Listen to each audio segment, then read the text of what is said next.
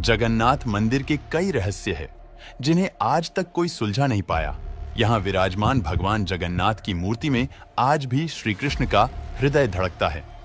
जगन्नाथ पुरी मंदिर का रहस्य क्या है, जानेंगे कि इस मंदिर में ऐसा क्या खास है। ये भारत के उड़ीसा राज्य के पुरी में चमत्कार की एक ऐसी कहानी है जिसे सुनकर पूरी दुनिया के लोग हैरान रह जाते हैं। इसे दुनिया भर के बड़े बड़े साइंटिस्ट भी नहीं समझ सके। साइंस, जियोग्राफी, फिजिक्स, केमिस्ट्री और दुनिया के सारे नियम और बिलीव्स यहाँ सब फेल हो जाते हैं। हिंदू मान्यता में 4 धाम होते हैं: बद्रीनाथ धाम, द्वारकाधीश धाम, रामेश्वरम और जगन्नाथपुरी। और ये कहानी है जगन्नाथपुरी की, जहाँ पे आज भी श्री कृष्ण का वास्तविक दिल धड़कता है। इस मंदिर के कुछ ऐसे रहस्य हैं जिनके बारे में सुनकर किसी के भी होश उड़ जाएंगे। हर मंदिर में जहां मूर्तियां मेटल या स्टोन से बनती है, वहीं जगन्नाथ मंदिर में भगवान की मूर्तियां लकड़ी से बनी हुई है। ऐसा क्यों? 3102 बीसी में ज़ारा नाम के एक शिकारी ने शिकार करते हुए गलती से तीर श्री कृष्ण के पैर पर चला दिया था, जिससे श्री कृष्ण की मृत्यु हो गई थी। ज़ारा ने श्री कृष्ण का देह संस्कार पूरे रीति रिवाजों के साथ किया, पर जब उनकी चिता शांत हुई तो ज़ारा ने देखा कि एक चमकने वाली मेटल की चीज अभी तक जली नहीं थी। ज़ारा को यह समझ नहीं आया था कि ये क्या है, तो उसने उसे उठाया और उसे बेचने निकल गया, और उसको खरीदना तो दूर, किसी ने उसे हाथ भी नहीं लगाया।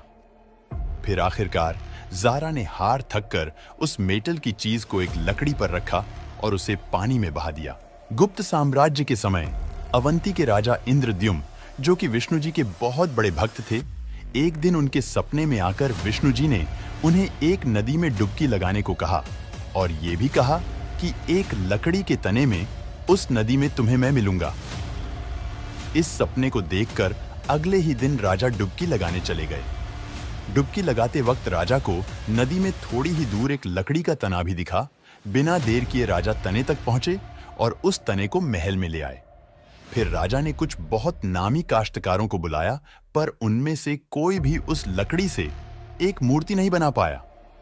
कई दिन बीत जाने के बाद एक काश्तकार महल में आया और उसने राजा से कहा कि ये मूर्ति मैं बनाऊंगा, पर मेरी एक शर्त है।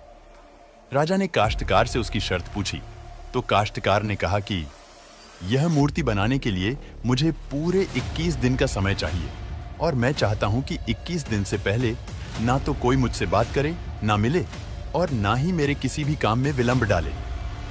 राजा ने यह शर्त मंजूर कर ली। मूर्ति बनाने का काम शुरू हुआ। रोज मूर्ति बनने की आवाजें भी आती थी, पर धीरे धीरे वो आवाजें बंद हो गई। अवंती की रानी को लगा कि शायद भूख प्यास से काश्तकार मर चुका है। इसीलिए जहां मूर्ति का काम चल रहा था, उन्होंने उस कमरे के दरवाजे को खुलवाने की जिद की, और राजा को उनकी बात माननी पड़ी। जैसे ही दरवाजा खुला तो उन्होंने देखा कि वहां कोई काश्तकार था ही नहीं। सिर्फ 3 मूर्तियां थीं: भगवान जगन्नाथ, उनके भाई बालभद्र और उनकी बहन सुभद्रा। उसी जगन्नाथ जी की मूर्ति में वो मेटल वाली चीज भी रखी गई थी, जो कि कुछ और नहीं, श्री कृष्ण का धड़कता हुआ दिल था। ये कोई नॉर्मल ह्यूमन हार्ट नहीं है, ये एंशिएंट एडवांस टेक्नोलॉजी का क्लियर सबूत है। ये हार्ट एनर्जी ट्रांसमिट करता है, और हम सब ने ये तो पढ़ा ही है दैट कि पत्थर और मेटल्स अच्छे इलेक्ट्रिसिटी के अच्छे कंडक्टर होते हैं। इसीलिए idols in the Jagannath temple are made up of wood. और आपको ये भी बता दे कि हर 12 साल में एक बार भगवान की नई मूर्ति स्थापित की जाती है, और भगवान के दिल को उस मूर्ति में शिफ्ट किया जाता है। ये किया इसलिए जाता है क्योंकि अगर हम विज्ञान की दृष्टि से बात करें, तो जो एनर्जी ट्रांसमिटिंग डिवाइस मूर्ति में होता है, वो इतनी एनर्जी ट्रांसमिट करता है that the wood gets depleted with time, और इसीलिए उसे बदलने की जरूरत होती है। उस दिन मंदिर में किसी को एंट्री नहीं मिलती, पूरे शहर की बिजली काट दी जाती है। मंदिर के मेन पंडित की आंखों पर पट्टी और हाथों में बड़े और मोटे ग्लव्स पहनाए जाते हैं, और 100% अंधेरे में इस दिल को निकालकर नई मूर्ति में फिर से स्थापित किया जाता है। जिन पंडितों ने इतिहास में यह सेरेमनी करी है, उनका कहना है कि उन्होंने देखा तो कभी नहीं, पर इस चीज को, जिसे हम ब्रह्म पदार्थ भी बोलते हैं, इसे हाथों में पकड़ने पर ऐसा लगता है जैसे जिंदा खरगोश पकड़ लिया हो। माना यह भी जाता है कि अगर किसी ने ब्रह्म पदार्थ को देख लिया तो उसकी मौत उसी समय निश्चित है। इसीलिए बिना आंखों पर पट्टी लगाए किसी को भी ये सेरेमनी करने की परमिशन नहीं है। इस मंदिर के ऊपर एक झंडा है। आप सभी को पता है कि जिस डायरेक्शन में हवा चलती है, पतंग भी उसी डायरेक्शन में उड़ती है और झंडा भी उसी डायरेक्शन में उड़ना चाहिए। लेकिन ये झंडा हमेशा हवा के विपरीत डायरेक्शन में उड़ता है। ये क्यों और कैसे संभव है, आज तक कोई समझ नहीं पाया। इस झंडे को रोज बदलना पड़ता है। इसीलिए मंदिर के पांडु 214 फीट ऊपर लगे इस झंडे को रोज चढ़कर बदलते हैं।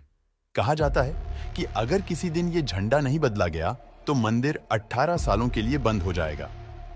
जगन्नाथ मंदिर में होने वाली हर चीज में कहीं ना कहीं भगवान की कोई ना कोई लीला छिपी है। मंदिर में रोज 500 लोगों के लिए प्रसाद बनता है और कभी कभी भक्तों की संख्या हजारों में भी चली जाती है। पर जगन्नाथ मंदिर में भक्तों के लिए प्रसाद कभी कम नहीं पड़ा और ना ही व्यर्थ गया है। ये बात यहीं खत्म नहीं होती, उससे बड़ी मिस्ट्री है प्रसाद बनाने की।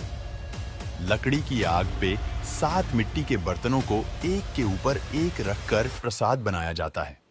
साइंस और लॉजिक्स कहते हैं कि सबसे पहले सबसे नीचे वाले बर्तन का प्रसाद पकना चाहिए, पर सबसे पहले सबसे ऊपर रखे जाने वाले बर्तन का प्रसाद पकता है, फिर उससे नीचे वाले बर्तन का, और ऐसे ही सबसे नीचे रखे बर्तन का प्रसाद सबसे आखिरी में पक के तैयार होता है।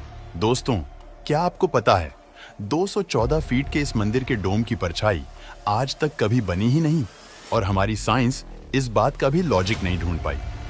अगर हम जगन्नाथ टेम्पल की बात करें तो वहां पे ऐसा कुछ है जो शायद पक्षियों को पता है और हमें नहीं, क्योंकि इस मंदिर के ऊपर कोई भी ड्रोन, कोई भी एयरप्लेन या कोई भी पक्षी कभी उड़ता ही नहीं।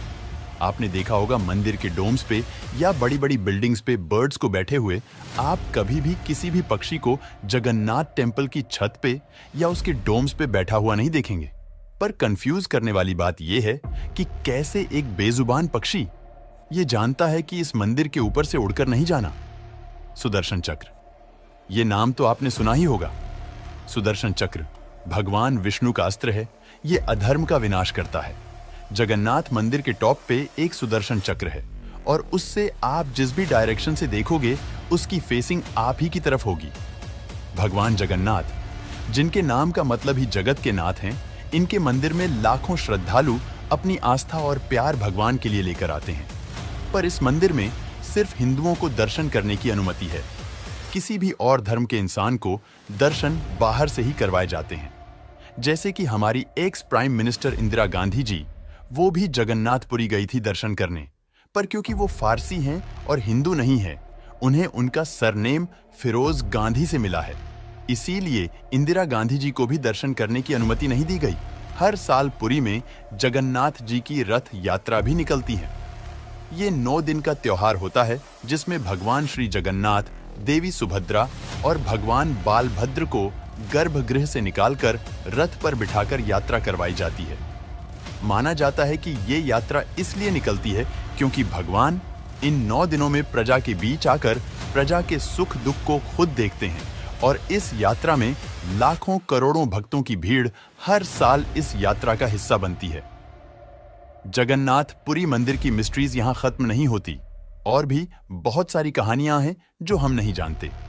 जैसे कि हर साल भगवान 15 दिन के लिए बीमार पड़ते हैं और भक्तों के लिए मंदिर में दर्शन बंद कर दिए जाते हैं, और बहुत कम लोग जानते हैं कि ऐसा क्यों होता है। इस वीडियो को सभी लोगों को शेयर जरूर करें ताकि सभी पर भगवान जगन्नाथ पुरी की कृपा बनी रहे। दोस्तों, ऐसे इंटरेस्टिंग वीडियोस को देखने के लिए चैनल को सब्सक्राइब जरूर करें, वीडियो लाइक करें।